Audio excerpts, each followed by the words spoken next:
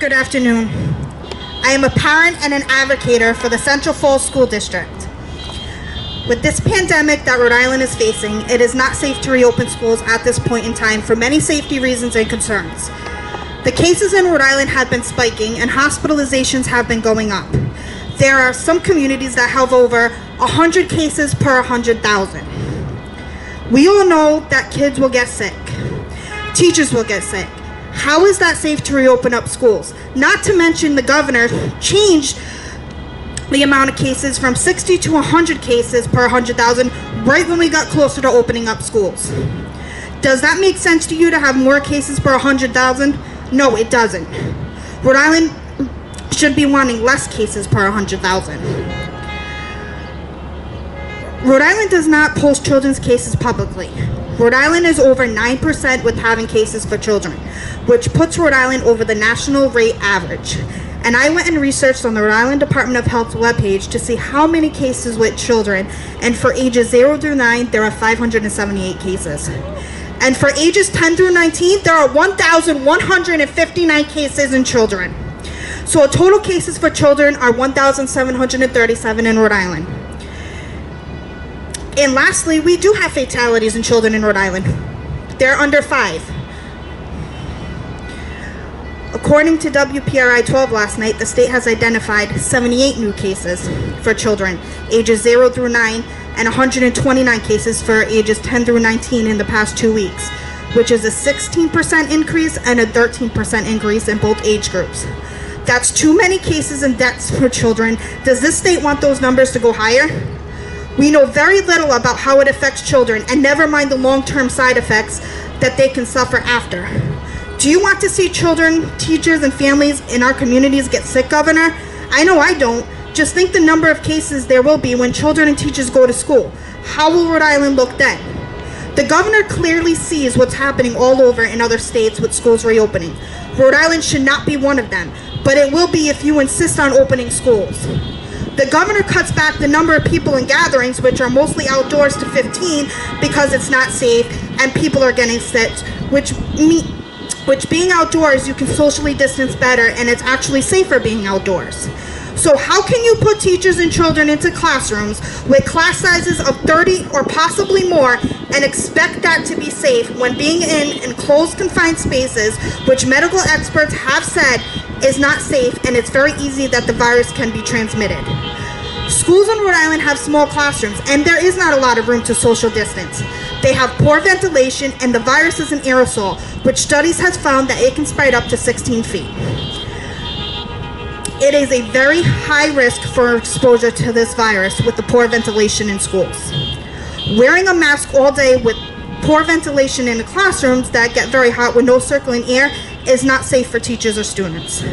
Having classes outside is not safe due to school shootings, inclement weather, and many more reasons, and some districts don't have the space to do so. It only takes one person to pass the virus, and it's a domino effect after that. Will the governor just say sorry for losing your loved ones if a child's life was lost from going to school? If a teacher's life was lost from going to school? Explain that to a parent who could be mourning a loss, or a teacher's family. It's too late by then, and one death is too many deaths. It's unacceptable and should not be happening. The governor doesn't think about the mental health of teachers and children and families, like the guilt of a teacher or child will have if they pass the virus to loved ones or anybody, and the outcome of fatality that could happen, or the fact that children and teachers will fear going back to school if they've been exposed to the virus. The governor needs to protect us Rhode Islanders. Our lives should be her #1 priority, but it's not. The state needs to step up and fund the schools and make the improvements needed for schools in Rhode Island to ensure the safety of returning to school for everyone involved. This state needs to stop underfunding schools. Many districts have already been suffering even way before this pandemic. It is unacceptable to not have passed the state budget by now. And budgets for schools will probably be underfunded this year because there is a reason other than waiting on the bill to pass why they have not done the state budget. Do you, Governor, not have the funds? Because if so, schools shouldn't open then. Will you, Governor, pass the budget by September 14th? The state needs to invest in our schools. Right now, schools don't have any budgets from the state that is allotted to them because the governor is holding off on passing the state budget and waiting on the bill for funding that could possibly not pass. Some districts like Central Falls and Providence school districts that are state funded only have no budgets and no money. So how can we reopen schools with no budget?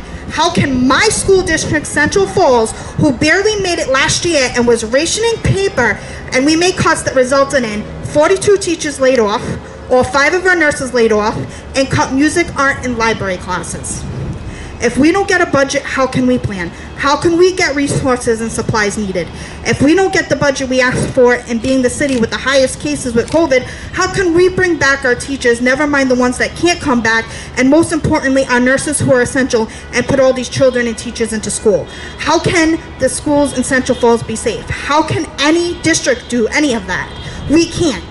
COVID Acts and CARES Act money is allotted to school districts, but you have to apply for it, so it's not a guarantee of actually getting the funds. The governor and the Department of Health came out with a playbook. Well, here's how I feel about that playbook. It's a joke. Because I'll tell you why it's a joke. Because we are not sports teams that are owned by the governor.